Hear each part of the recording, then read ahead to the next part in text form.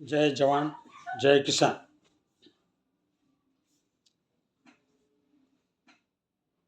હવે દુનિયાની અંદર અને આપણા ભારત દેશની અંદર પણ આજે હવાઈ મુસાફરીની જે સેવા છે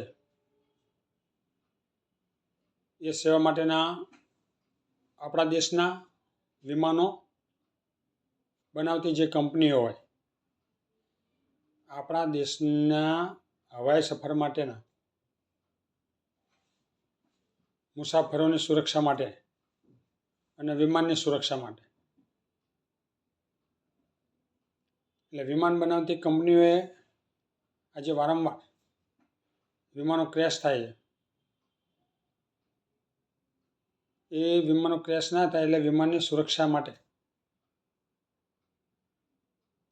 વૈજ્ઞાનિકોએ, વિમાન બનાવતી કંપનીના જે વૈજ્ઞાનિકો હોય એમને યોગ્ય પગલાં લેવાની જરૂર છે. વારંવાર આવા કેટલાય હાદસાઓ બનતા હોય, વિમાન ક્રેશ થતા હોય અને કેટલાય લોકોની જાન જાય છે. હવે હાલનો જે બનાવ છે દક્ષિણ કોરિયાનો, કે એક પક્ષી ટકરાવાથી 179 માણસોના મુસાફરોના મૃત્યુ થયા. 181 હતા કુલ સભ્યો વિમાનની અંદર, એમાંથી 179ના મોત થયા એક 1.5 કિલોનો પક્ષી ટકરાવાથી. તો આવી વારંવાર ઘટના બનતી હોય તો એના માટે આટલું બધું સંશોધન કરીએ કે દુનિયાની અંદર ભારતના વૈજ્ઞાનિકો, ભારતમાં અને દુનિયાના વૈજ્ઞાનિકો જે તે પોતાની કન્ટ્રીમાં આટલું વિજ્ઞાન આગળ છે, આટલું વિજ્ઞાન આગળ છે, છતાંય આ જે ઘટના બને છે એ ઘટના બનતી ઘટનાને રોકવા માટેના કોઈ ઉપાય નથી. વૈજ્ઞાનિકોના આ વારંવાર આવી ઘટના બનતી હોય તો એના પર વિમાનની સુરક્ષા અને મુસાફરીની સુરક્ષા માટે યોગ્ય પગલાં કેમ નથી લેતા? તો મારો ખુદનો એક અંગત સુઝાવ છે. મને એમ લાગે છે એ પ્રમાણે હું મારી રજૂઆત કરું છું કે જે ભારત દેશની અંદર હવાઈ મુસાફરી માટેના જે વિમાનો હોય, પ્લેનો હોય, એ દરેક વિમાનને એની જે બોડી હોય, વિમાનની પૂરેપૂરી આખી જે બોડી હોય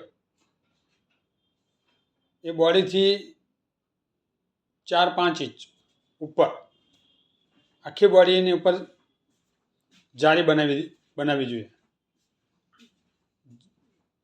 વિમાનની આખી બોડીમાં જ્યાં વધારે લાગતું હોય, ભાઈ કે જે જગ્યાએ પક્ષી ટકરાય અને ક્રેશ થવાની સંભાવના વધારે લાગતી હોય, અથવા બોડી પર ટકરાય તો બોડી ઉપર પણ એવી સંભાવના લાગતી હોય ક્રેશ થવાની, એટલે પૂરા વિમાનની અંદર આખી બોડીમાં 4-5 ઇંચ ઉપર ફરતી જાળી બનાવી દેવી જોઈએ, જ્યાં અંદર પક્ષી ઘૂસી ના શકે એવી. ટકરાય તો એ સીધું જ વિમાનની બોડીને અસર ના કરે. એ ટકરાય તો જાળી સાથે ટકરાય, એટલે વિમાનને કોઈ નુકસાન ના થાય.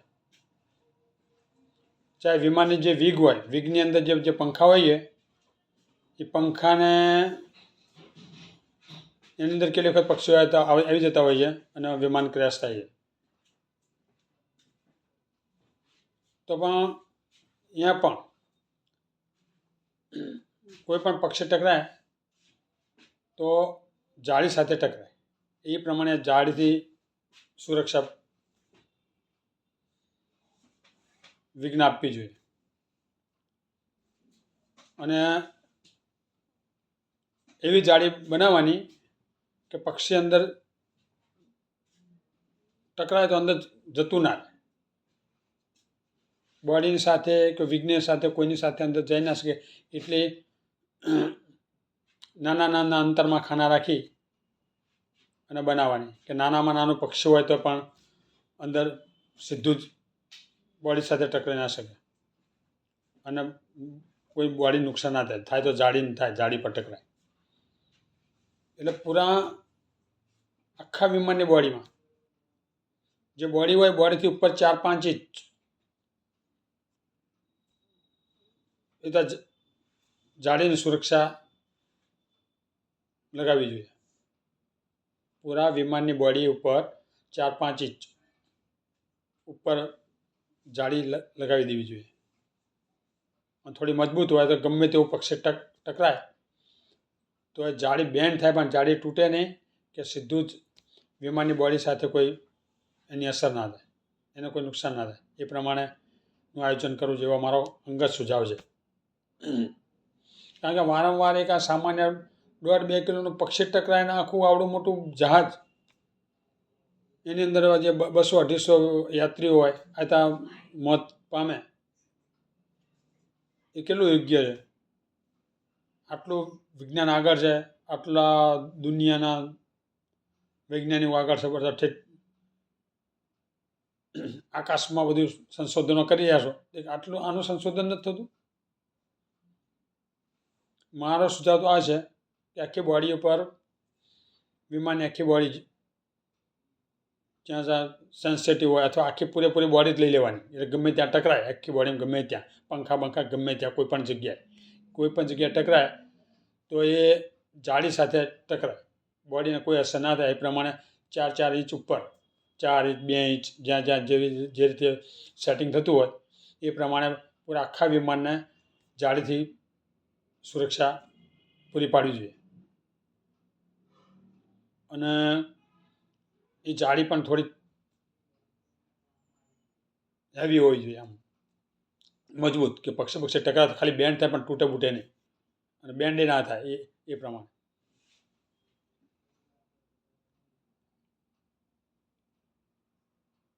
અને જાળીના કેટલી જગ્યાએ તમે જુઓ ફ્લેટ હોય તો એના બારણા હોય, બારીઓ હોય તો એને સુરક્ષા પૂરી પાડવા માટે, કાચની બારી હોય તેની સુરક્ષા પૂરી પાડવા માટે બહાર ગીલ લગાવવામાં આવે છે.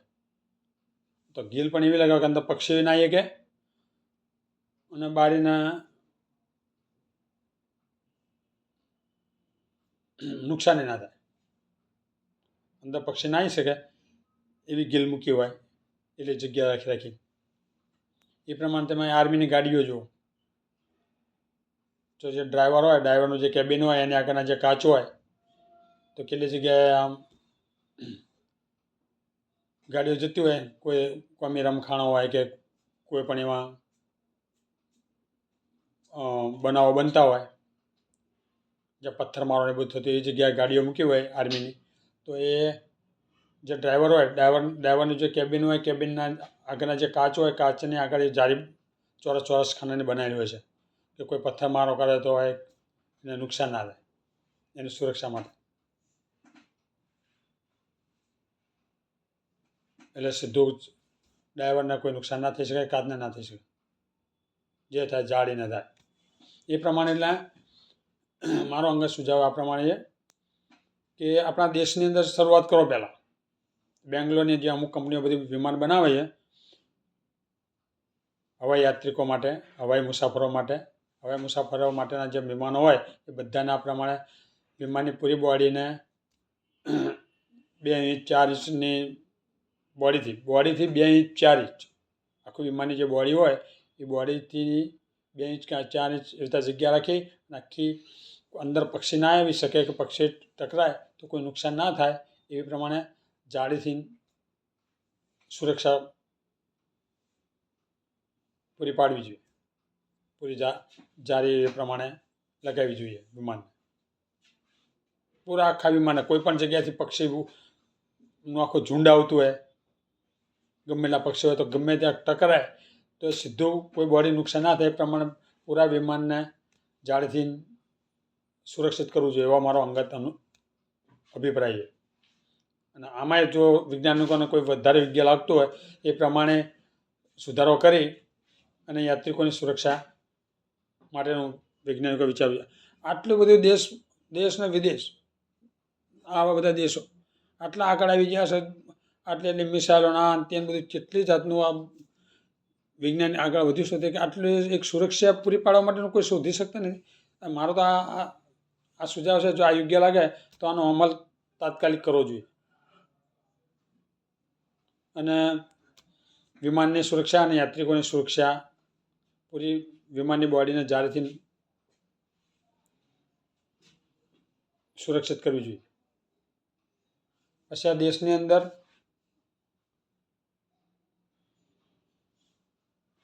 અંદર પોલ્યુશન ઘટાડવા માટે, આપણા દેશની અંદર, ભારત દેશની અંદર પોલ્યુશન ઘટાડવા માટે પબ્લિકને માટે જે નોકરીએ જતી હોય કે કામ ધંધે જતી હોય તો વિદેશોની માફક ગવર્મેન્ટે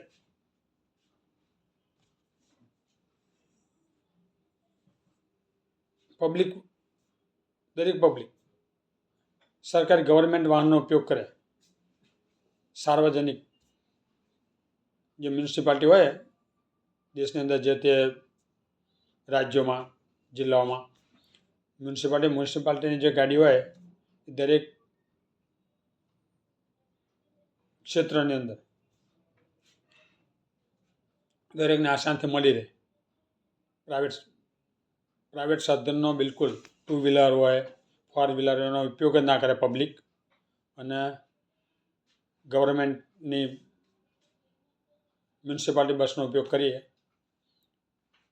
અને લોકો પોતાના નોકરી કામ ધંધાના સ્થળે જાય. એ માટે સરકારે પોલ્યુશન ઘટાડવા માટે પગલાં લેવાની જરૂર છે.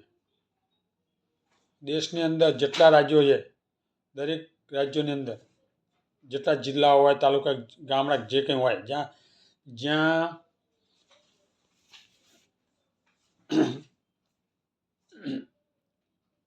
મ્યુનિસિપાલિટી લાગુ પડતી હોય કે નગરપાલિકા લાગુ પડતી હોય, જે લાગતું પડતી હોય, પણ ગવર્મેન્ટની બસનો ઉપયોગ કરે પબ્લિક, અને પોતાના પ્રાઇવેટ સાધનનો ઉપયોગ ના કરે, ચાહે ટુ વ્હીલર, ફોર વ્હીલર લઈ અને નોકરી કે કામ ધંધે ના જાય અને ગવર્મેન્ટના સાધનનો જ ઉપયોગ કરે, એ પ્રમાણે સરકારે બસોની વ્યવસ્થા કરવાની જરૂર છે. તો વિદેશોની અંદર તમે જોજો તો પબ્લિક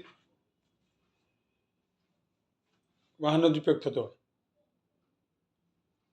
સાર્વજનિક રીતે જે ગવર્મેન્ટની બસો હોય એનો જ વધારે ઉપયોગ થતો હોય. કોઈ ટુ વ્હીલર કે ફોર વ્હીલર, બધા ગાડીઓવાળા હોય છે, ફોર વ્હીલરની ગાડીઓને એ બધું હોય છે વિદેશોમાં. તો વિદેશોમાં સાયકલ અને પબ્લિક વાહનનો, મ્યુનિસિપાલિટી બસનો જ ઉપયોગ થતો હોય છે. એનાથી પોલ્યુશન ખાસું ઓછું થાય. ગવર્મેન્ટે આ સુવિધા પૂરી પાડવાની જરૂર છે. દરેક પેસેન્જરને આસાનીથી બસ મળી રહે, કોઈ પણ ક્ષેત્રમાં જવું હોય આખા રાજ્યની અંદર. કોઈ પણ જગ્યાએ જવું હોય તો પબ્લિક વાહન મળી રહે ગવર્મેન્ટનું, મ્યુનિસિપાલિટીનું. એ પ્રમાણે બસોનું આયોજન કરે તો આ ટુ વ્હીલરો, ફોર વ્હીલરો, જે કંઈ હોય પ્રાઇવેટ સાધનો, એ ઓછા થાય અને પોલ્યુશન ઓછું થાય. અને પછી બાકી બીજું જે આ બધી ઔદ્યોગિક જે બધા કારખાના, ફેક્ટરીઓ છે જે પોલ્યુશન કરતા હોય, એ બધાના એવો દંડ વસૂલ કરો, સીલ મારીને બંધ જ કરી દો. અને બનાવતા હવે કોઈ કારખાના, ઉદ્યોગોને બહુ મહત્ત્વ આપવાની જરૂર નથી. હવે ખેતીવાડીને મહત્ત્વ આપવાની જરૂર છે. એક તો એક બાજુ જમીનો ઘટતી રહે છે, ફળદ્રુપ જે જમીનો હોય એ બધું અત્યારે બિન ઉપજાઉ કરી અને ઉદ્યોગપતિઓને અને બિલ્ડરોને આવા બધાને બિન ઉપજાઉને સટ્ટી આપીને બધી જમીનો મકાનો, દુકાનો અને કારખાના, ફેક્ટરીઓમાં આપી દે. એટલે જમીન ઓછી થશે તો પછી અનાજ કરતાં પાકશે, વસ્તી વધતી જાય. એટલા માટે હવે ઔદ્યોગિક ક્રાંતિ બહુ થઈ છે. આ ઔદ્યોગિક ક્રાંતિથી બધું પોલ્યુશન થાય છે. સરકાર કોઈ પગલાં લેતી નથી હોતી. જ્યાં જોવા એને કોઈ પોલ્યુશન હોય, જીઆઈડીસીઓ, જ્યાં જોવા એને કે જીઆઈડીસીમાં પોલ્યુશન કરતાં કારખાના, ફેક્ટરીઓ ચાલતા હોય, લોકોને શ્વાસ લેવામાં તકલીફ પડે, 24 કલાક બારી બારણા બંધ રાખે ત્યારે મેળ પડે એટલું પોલ્યુશન હોય છે આખા દેશમાં, બધા રાજ્યોમાં. સુપ્રીમ કોર્ટે ખુદ કેન્દ્ર સરકારને કીધું છે કે આના માટે યોગ્ય નિર્ણય લેવાની જરૂર છે. સરકાર બિયારી થઈ જાય, આંધળી થઈ જાય, દેખાતું નહીં કશું એમને. દિલ્હીમાં બેસે, દિલ્હીમાં એટલું પોલ્યુશન છે, હવે દિલ્હીમાં જેમને કંઈ ખૂટતું નથી એ બીજા રાજ્યોમાં શું કરવાના? એટલે આવી સરકારોને તો ઉખાડીને ફેંકી દેવાની હોય ને બીજી કોઈ વ્યવસ્થિત દેશને સંભાળે એવી સરકારની જરૂર છે. આ બધું ગ્લોબલ વોર્મિંગના બધા પરિણામો તો દેશને દુનિયા બધું ભોગવે જ છે. વધારે ગરમી પડી, વધારે ઠંડી પડી, વધારે વરસાદ પડે, આ બધું નથી થતું. આ બધું ગ્લોબલ વોર્મિંગ છે, ગ્લોબલ વોર્મિંગ જ છે આ બધી. છતાં પણ કોઈને દેખાતું નથી. એટલે પોલ્યુશન ઘટાડવું જ પડશે. એટલે બધું ઉદ્યોગોને મહત્ત્વ આપ્યા વગર ઔદ્યોગિક ક્રાંતિઓ બહુ થઈ ગઈ. હવે ખેતી ક્રાંતિ લાવવાની જરૂર છે. ખેતીમાંથી લોકોને રોજગારી ઘણી બધી મળી રહે છે, ઉદ્યોગો કરતાં સારી મળી રહે છે. અને જે તે ગામ હોય, કસ્બા હોય, નાના મોટા ગામડા હોય, ગમે ત્યાં હોય તો ત્યાં ખેતીવાડીમાં લોકોને રોજગારી મળી રહે. કામ કરવું છે અને ગમે ત્યાં કામ મળી જ રહેવાનું છે. એટલે ખેતી દ્વારા રોજગારી સારી રીતે પૂરી પાડી શકાય અને પોલ્યુશનને અટકાય